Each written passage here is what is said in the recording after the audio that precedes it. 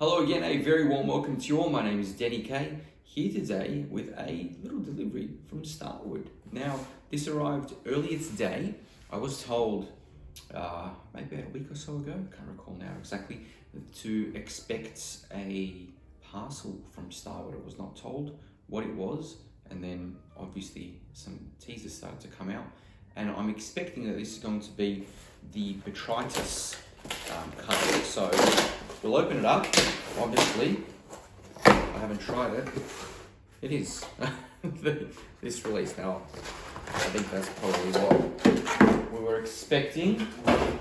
That arrived earlier on today with a lovely little note from the team at Starwood. So this is pretty special because this does not come out for a few weeks. So I'm going to get the opportunity to try this today. Now, I'm going to talk about what Botrytis is, the wine, the process, what it actually means, while I pour some in a glass.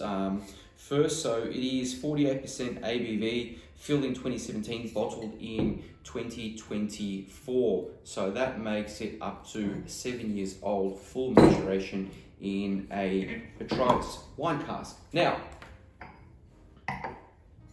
I really do want to pour because I want to give it a little bit of time in the glass, obviously, before we get stuck into it.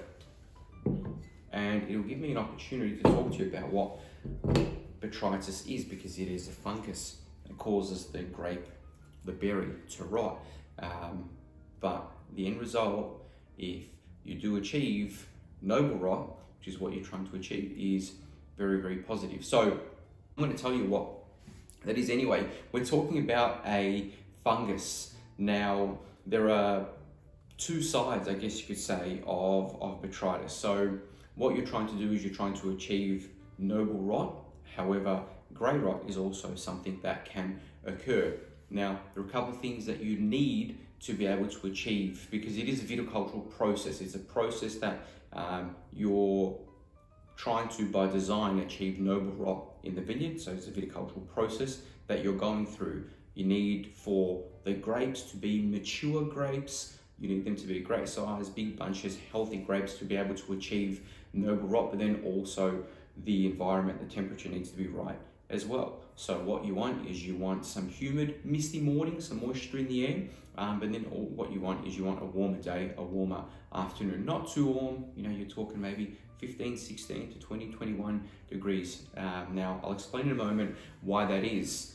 I did mention earlier there are two sides, though, of Botrytis cinerea, grey rot as well. So if what happens is you have that fungus that then affects younger grapes, smaller berries rather, that are not fully matured, they're not big, they're not healthy. It can even affect the shoots. Grey rot will form. That is something that is undesirable. It is irreversible. Essentially what will happen there is you'll take that away. You will not put that through the winemaking process. Now, if you have healthy, big bunch, nice berries, and noble rot is what you'll achieve if you have those misty, humid mornings. Because those humid mornings, when I'm talking humid, I'm talking high humidity. What will happen is the rot will commence on the berries, the grapes, and then as the warmer weather starts to come along, as the day goes on, the rot will start to slow down. However, through that warmth, the moisture in the grape will start to evaporate. What will happen though is we'll concentrate the acidity and also the sugar content in the grape. Then when you go through the winemaking process, hopefully what you'll end up with is a really good quality sweeter wine. If you've had a Sakai, a Sauterne, for example, then perhaps good quality Sauterne. What would happen by design is the viticultural process will take place. Now, I've not had a whiskey that has been matured in a Botrytis cask before. So this is something that is new to me. I've had, as I said, like Sakai, Takagi, Sauterne cask, but once again, this is something different. So what we're going to do is we're going to smell, taste. I'm going to give you my thoughts on it, because we have about 2.5 or 3 weeks before the ballot actually takes place. I believe it is the 21st of August. So this really is a proper sneak peek.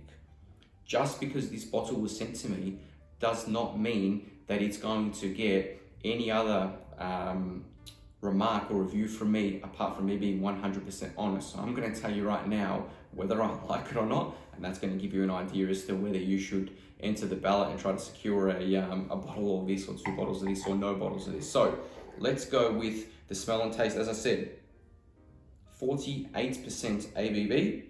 Now, I don't know how many bottles of this, obviously I've not read it, I've just opened it up. I don't know how many bottles of this were released. I don't think that Starward actually do tell us that anymore. Now, to begin with, it's quite interesting. I mean, the color obviously is very lovely as well, but it is a bit of a savory nose to begin with. Then what you're starting to get is we're starting to get some dried fruits come through. Those dried fruits are apricots. Also, a little bit of cinnamon, baking spices that come through. Some citrus. It's in between an orange and a lemon citrus. More appeal.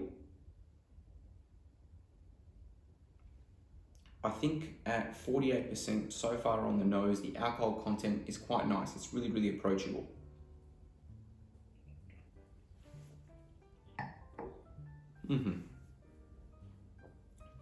Starward character is still there for me.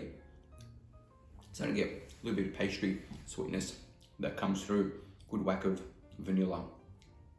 Now, more the dried fruits, honey, yes, absolutely. I mentioned baking spices earlier, and now I'm also getting a little bit of ginger that comes through on the finish.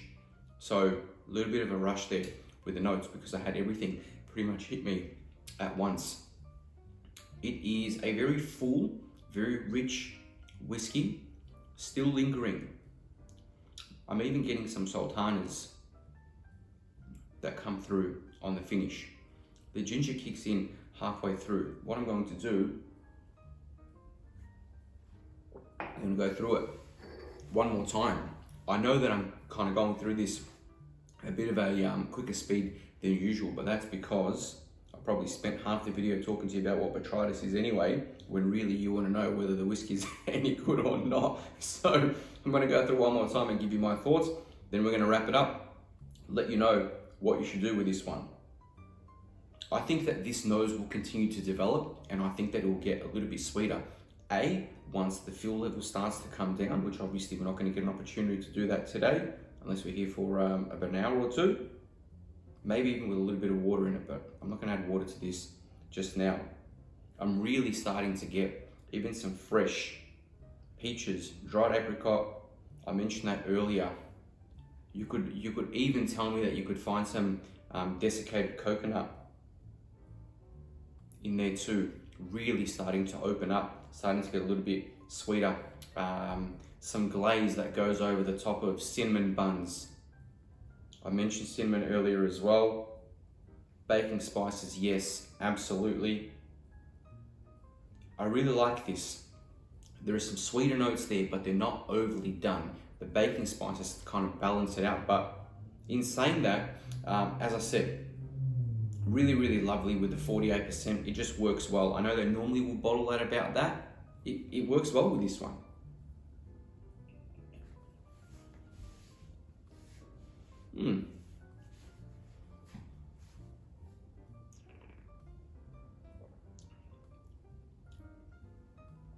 Really interesting, because to begin with, I'm getting those baking spices and that ginger. Then as soon as it starts to develop, I'm getting the citrus notes that I mentioned earlier. For me now, it's a little bit more orange than it is lemon. I'm getting those dried fruits, yes, absolutely, that are there.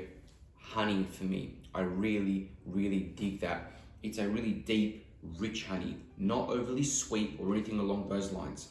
This is not a super sweet whiskey. I think that it is really well balanced. I think that it is really well done. I like it. I think that this will really develop with time, and then I'll probably dig it even more. So I'm happy that I have a bottle. I will myself purchase another bottle. Look, normally when I go into the ballot, I would say that the strike rate or success rate has been normally really positive with the last couple ones. So I'm hoping that there's a little bit more of this to go around, because I think that it's a great whiskey. There's a little bit more information on the back, but I do like to keep these videos short and sharp, so I'm not going to read any of that. I'm going to leave it there. I hope you've enjoyed the video. Appreciate you watching. I know it's been a very long time since I've done a video, hopefully not too long before the next one, but as I said, this arrived today. I was really keen to be able to sit down, go through this with you, give you my thoughts before it actually comes out. Hopefully that helps. So thank you very much. Cheers to you. Till next time.